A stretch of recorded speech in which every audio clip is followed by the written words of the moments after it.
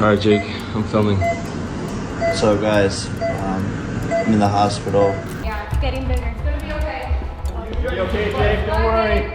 I'll get you taken care of. Take care of him!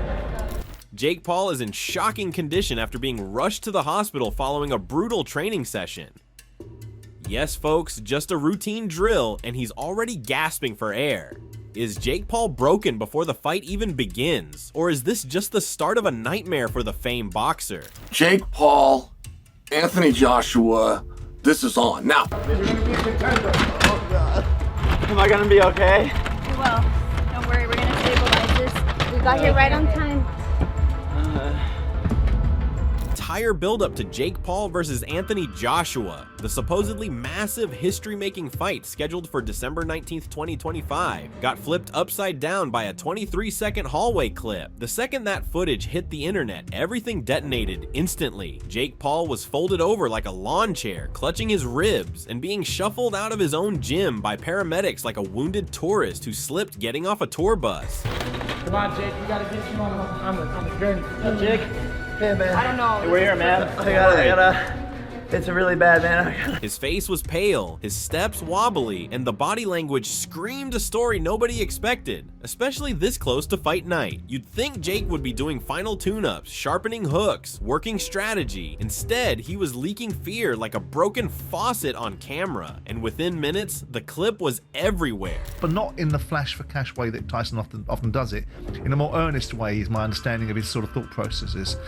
So with that in mind, it almost feels that that's off the table anyway. Who knows? The workouts are designed to enhance his punching impact, agility, and endurance, showing how AJ is fully committed to refining his skills and dominating in the ring. The general consensus is that he wasn't just in pain, he was terrified. People kept saying he looked like Anthony Joshua's entire knockout resume was sitting on his chest, squeezing the courage out of him. But then things escalated, because of course they did. In the background audio, Jake's voice cracked as he shouted, "Not the head, not the ribs, I can't fight Joshua like this." That one panicked sentence became its own ecosystem. And just when everyone thought the situation couldn't get any worse, it did.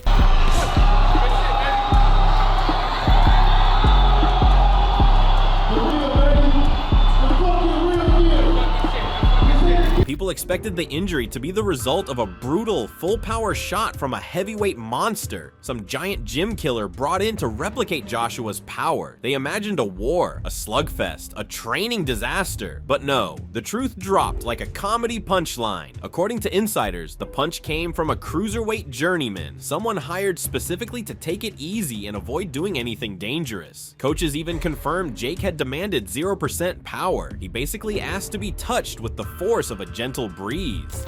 Shut the up, bro. So here I am in the hospital, you know, kind of like just being a dumb, like messing around, whatever. Like I was in pain. I was actually in a lot of pain. And the punch that sent him to the hospital, it was a lazy, wandering 14-ounce glove brushing across his ribs. That tiny, embarrassing fact turned everything nuclear, because if Jake collapsed, screamed, and got wheeled into the ER over that, how on earth was he supposed to survive a two-time heavyweight champion with 25 knockouts on his record? That became the viral question flying across every platform from Instagram Reels to Facebook ant groups. Then gym insiders started talking, and suddenly the size of the fire tripled. You just ain't gonna work. It's gonna be okay. Oh. Don't worry, we'll stabilize it. Oh. Alright, let's do this. Alright, let's get him in the gurney. Ready? Tony, you are. People who'd been watching Jake for weeks said this wasn't a freak accident. They said he'd been flinching and sparring like a jumpy cat, freezing mid-round, resetting the action every time a glove drifted near his face. One sparring partner said Jake apologized before every exchange, like he was preparing for impact before the punches even came. Trainers described him stopping rounds over pressure, tempo, and the sound of punches. Yes, the sound. According to one anonymous source, Jake didn't just react to the punch. He curled into a ball and screamed the second the glove touched his ribs. Medical staff rushed in thinking something catastrophic had happened, but most people in the gym already knew the truth. It wasn't an injury, it was fear. Raw, unfiltered fear, hitting him harder than any punch ever could. Feet, don't look for nothing, that's good. Don't look for nothing. Now step around him, upper body. Keep a rhythm now, keep a rhythm. Don't wait on it. People close to the moment described it perfectly. This wasn't a knockdown. It wasn't even an injury. It was fear turning into a physical reaction. Fear of Anthony Joshua. Fear of what's waiting on fight night. Fear of standing across from someone who has knocked out world-class giants. The hallway footage didn't show pain. It showed panic in its rawest form, and that's why it went nuclear in seconds.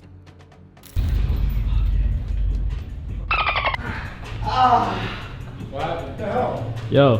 Did I just tell you watch your hand? You heard your And once the internet smelled that vulnerability, it never let go. Analysts started breaking down Jake's training patterns, showing how rarely he spars bigger fighters or how stiff he looks when someone throws at real speed.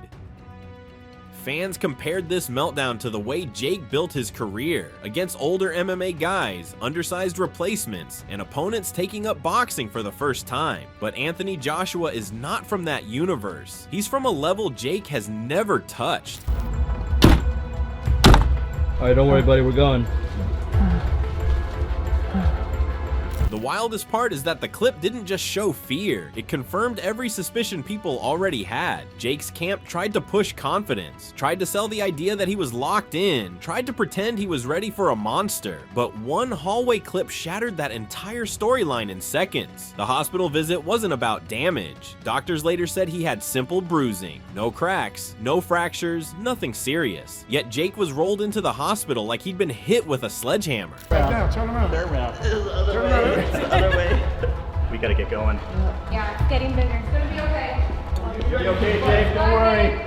I'll get you taken care of. Take care of him!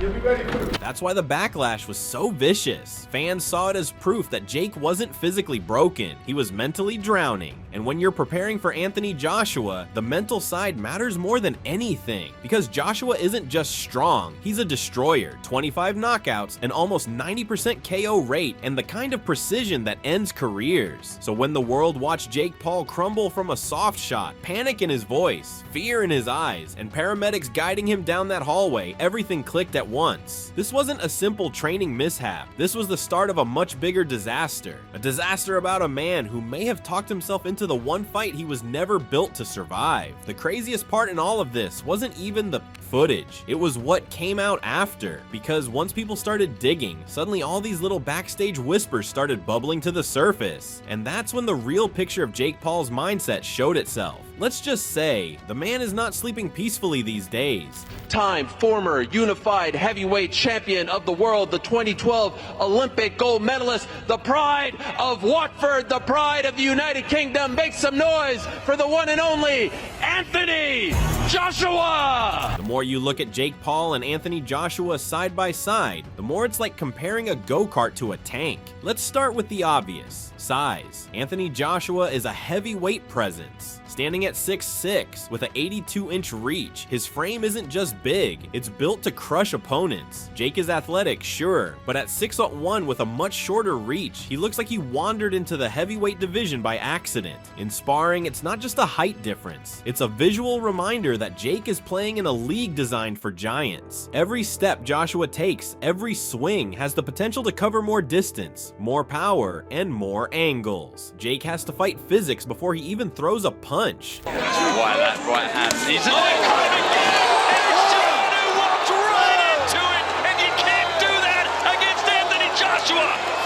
Then there's the power. AJ's knockout record is staggering. 25 KOs in 28 fights, roughly a 90% knockout ratio. That's not just punching, that's the kind of precision and timing that makes grown men see stars. Jake has power for sure, and he's scored some notable KOs against mid-tier opponents, but those were mostly smaller, lighter fighters, former MMA guys, late replacements, or people not built for sustained boxing punishment. Against Joshua, who throws weight, speed, and timing together like a perfectly programmed machine, Jake isn't just undersized, he's operating at a disadvantage that can't be trained away. A lot of athletes say no. Yeah, I feel like they're gonna They're gonna clone you. clone my DNA and shit. It'll be red surface you can discard. We have more than... Skill is another planet. Joshua's footwork, jab setup, defensive instincts, and counterpunching aren't just lessons in boxing. They're a masterclass in controlling space and managing fear. Jake's style is high risk, showy, and designed for entertainment, not necessarily for surviving 12 rounds with a world-class heavyweight. He's sharp for influencer boxing and for opponents who are on his level, but Anthony Joshua anticipates. He reads body language, telegraphs almost nothing, and makes his opponents hit air while he lands clean. The idea of trying to outmaneuver that in December 2025 is enough to make any fighter double-check their will. I did it. I did it. Alright guys, it's been great. Appreciate it. And then there's the mental game. You've seen the leaked conversations. Jake asking if Joshua could legit kill someone in the ring. Not how can I adjust my stance. Not what combo should I throw. Still, Jake's fear wasn't exactly irrational when you consider the stats. 25 knockouts, a nearly 90% KO rate, fights against men built like walls, and the kind of accuracy that can break ribs without breaking a sweat. Then there's the jab. Not the right hand, not the uppercut that sent Klitschko orbiting the sun. The jab. Jake described it as a metal pipe wrapped in leather. Just the jab, the first thing you're taught in boxing class. But Joshua's jab isn't a drill, it's a weapon that sets up everything else. In Jake's head, that simple punch is basically a medieval device for extraction. He's rewatching AJ highlight reels, freezing mid-training, obsessing, panicking at the memory of someone folding like a lawn chair in a 2-second KO. Everybody in this arena knows it's gonna go off as well. And just to survive the opening section here, because Joshua's zeroing in on him, more damage well. Coaches say Jake started skipping heavy sparring, inventing injuries, and even admitted, I made a mistake signing this fight.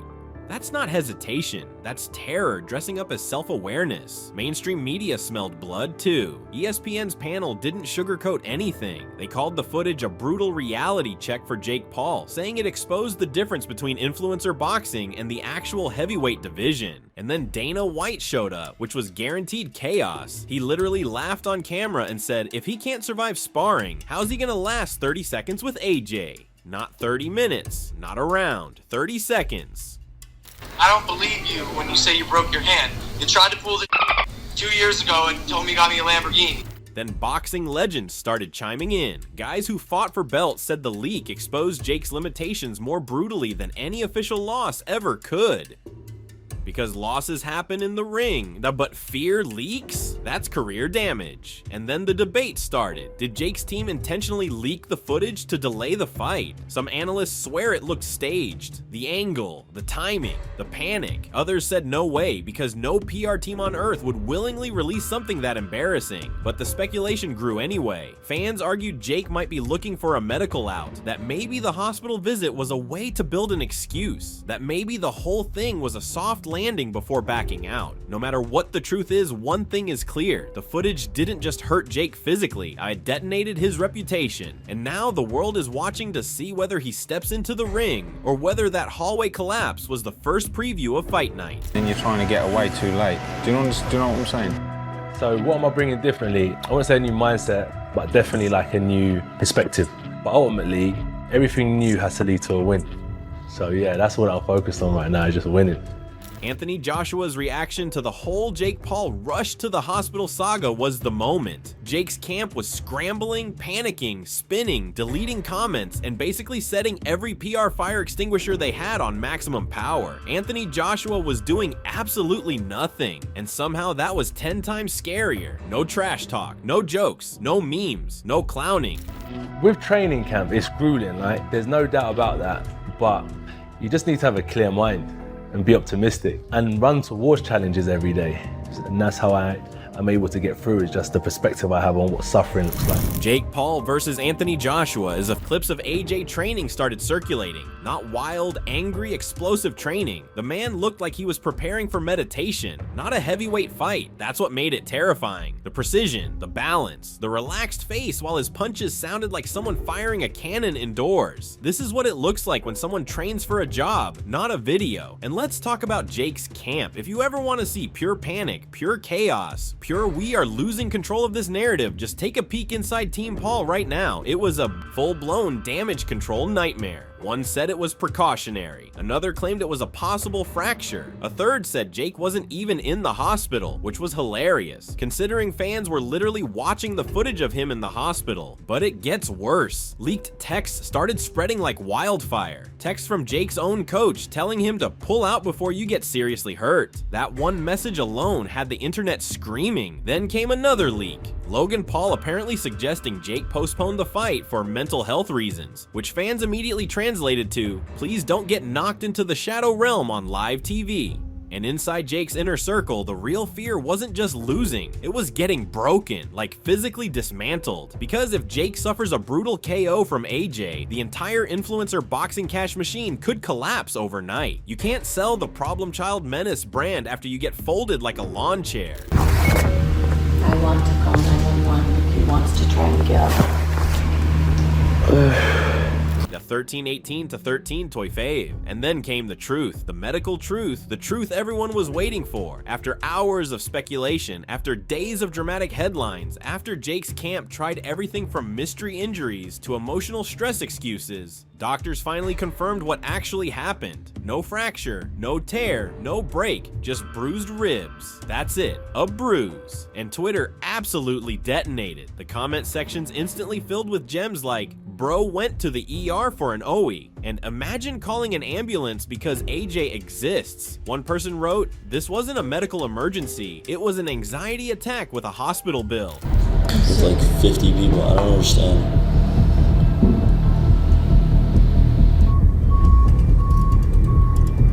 Analysts jumped in too, saying the quiet part out loud. Jake didn't go to the ER because of injury. He went because of fear, real fear. The kind of fear that hits you when you're training for a man whose warm-up routine looks like a nature documentary about apex predators. Experts said the hospital visit revealed more about his mindset than his body. And the leaked footage, that was the final blow, the death blow to the Jake Paul tough guy persona. Because once the internet saw Jake lying on that hospital bed, looking like he had just survived a Nerf gun accident, the narrative flipped instantly. You just need to have a clear mind and be optimistic and run towards challenges every day.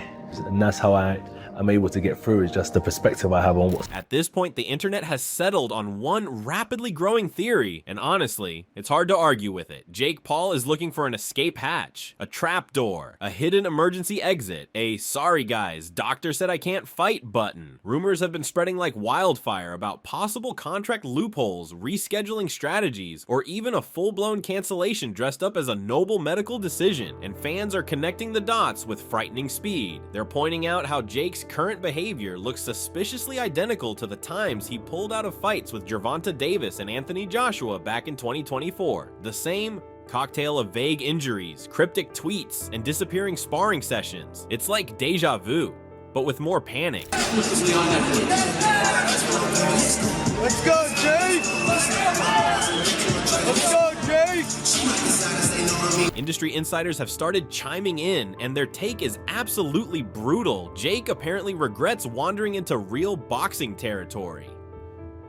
Translation? He accidentally signed up for a boss-level fight when he was only built for mid-game YouTuber battles. And fans? Oh, they've become detectives, FBI-level investigators. People are tracking every clip of Jake's training like it's the Zapruder film. They're noticing he's avoiding the heavy bag like it owes him money, skipping sparring days like they're optional homework, posting confidence online that looks about as convincing as a kid pretending he didn't eat the last cookie. Analysts are even predicting that Jake will reveal a bigger injury soon, because apparently bruised ribs aren't dramatic enough to justify an exit. One more. Beautiful. Good. That's what we got to bring him on to.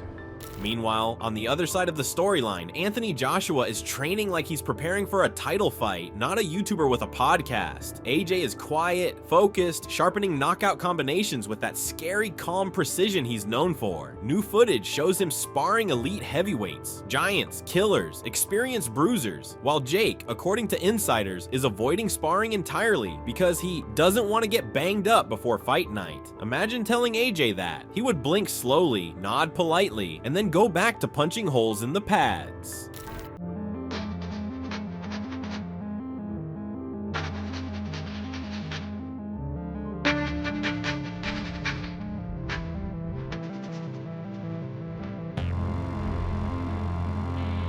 public opinion has swung so far toward Joshua, it's practically stuck there. Current estimates is that 99% predicting a Joshua KO in under 2 rounds. That's not even analysis, and that's a national consensus. Commentators are saying Jake might have already lost the fight mentally. They're calling this matchup less of a contest and more of a psychological horror movie where Joshua is the silent, unstoppable monster walking slowly toward the camera. Jake's running, Jake's hiding, Jake's inventing excuses, but the monster always finds him. And now we reach the final brutal question hanging over this entire circus. Will the fight even happen? Jake's camp is rumored to be actively searching for medical justification to push the date. Sponsors are panicking because pulling out would nuke credibility and set fire to future revenue. AJ, of course, refuses to get involved in the drama, which somehow makes him look even more threatening because nothing is scarier than a man who is calm when everyone else is losing their minds. Fans debate it daily. Will Jake show up? Will he pull the plug a week before, a day before, an hour before? The question circulating everywhere now is simple, savage, and painfully accurate. Is Jake Paul already knocked out before the bell even rings?